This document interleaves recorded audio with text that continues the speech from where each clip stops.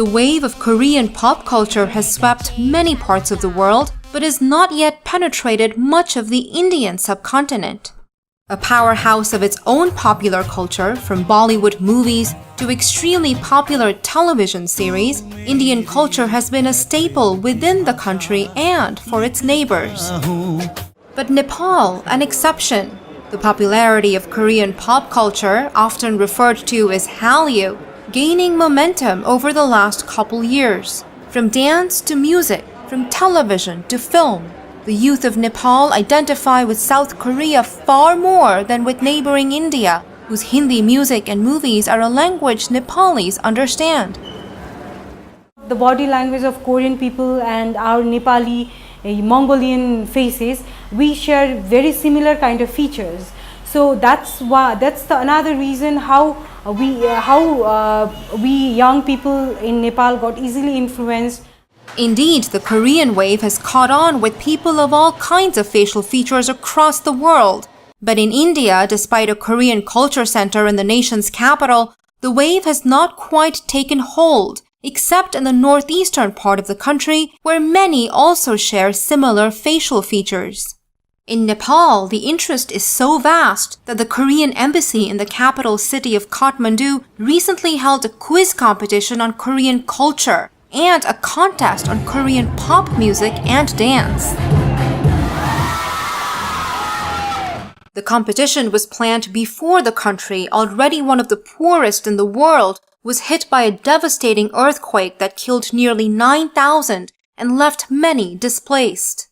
The organizers postponed the event but said they wanted to still hold it this year, in part to help lift spirits after the tragedy. This was the first such event to be held in Nepal. The K-pop coordinator for the competition, Soon Ok-shin, said given the turnout, they now plan to hold it every year. On the streets of Kathmandu, in the homes of Nepal, and at businesses across industries, the influence is everywhere. Nepal's hair salons inundated with requests for styles imitating Korean artists, and a constant demand for Korean styling products. The popularity increasing with mass access to Korean TV and film. Korean fashion is also shared through media. Nowadays, pirated CDs are easily available in market, and they can buy it and they see it, and through that they got also influence and they adopted the Korean fashion into their day-to-day life. Nepali filmmakers now imitating Korean filmmaking styles to lure more viewers.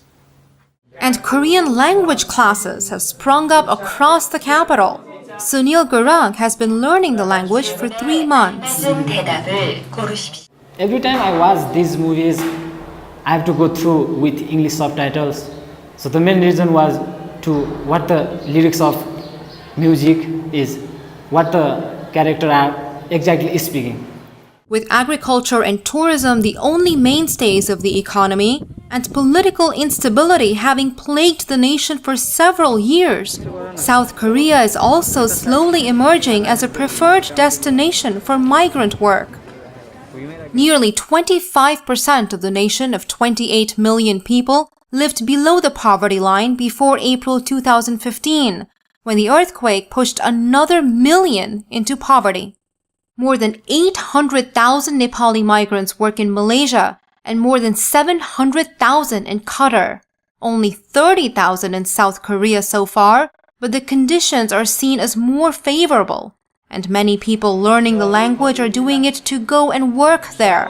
But for most, learning the language is about smoother sailing while riding the Hallyu wave.